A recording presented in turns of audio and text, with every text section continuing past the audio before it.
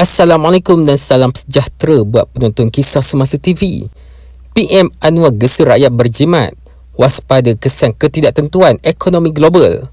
Perdana Menteri Datuk Seri Anwar Ibrahim menasihati rakyat supaya merancang perbelanjaan dan mengamalkan sikap berjimat cermat sebagai langkah persediaan menghadapi kemungkinan ketidaktentuan ekonomi global.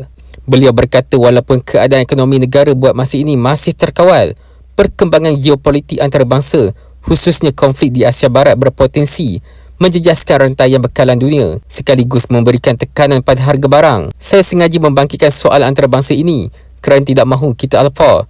Walaupun kita berasa selesa, gambaran dunia ketika ini sedang kacau bilau dengan puluhan negara terlibat secara langsung maupun tidak langsung dalam kancah peperangan. Anwar berkata harga minyak dunia kini melonjak sehingga 2 kali ganda berikutan ketegangan yang berlaku akibat konflik antara Iran dengan Amerika Syarikat dan Israel. Beliau berkata sekatan terhadap kapal-kapal besar yang mengangkut minyak dan gas di Selat Hormuz akibat konflik yang berpunca daripada kezaliman rejim Israel telah menyebabkan lebih 200 kapal terkandas. Situasi tersebut, kata beliau, mengakibatkan kos logistik meningkat naik sekaligus memberikan kesan kepada harga barang keperluan lain termasuk makanan dan baja.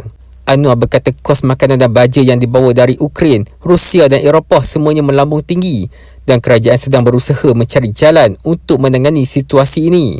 Namun saya bertanggungjawab untuk memberikan peringatan awal agar kita cermat, belajar, jimat dan menyimpan. Kita mahu pertahankan harga subsidi barangan keperluan, tetapi kita tidak tahu berapa lama ia boleh bertahan kerana harga minyak dunia yang melambung. Dalam bulan puasa dan menjelang raya nanti, jangan boros. Kita tidak tahu berapa lama keadaan ekonomi ini boleh bertahan. Pandai-pandailah mengurus ekonomi kerana jika kegawatan yang lebih serius berlaku, ia tidak mudah untuk diselesaikan, kata beliau.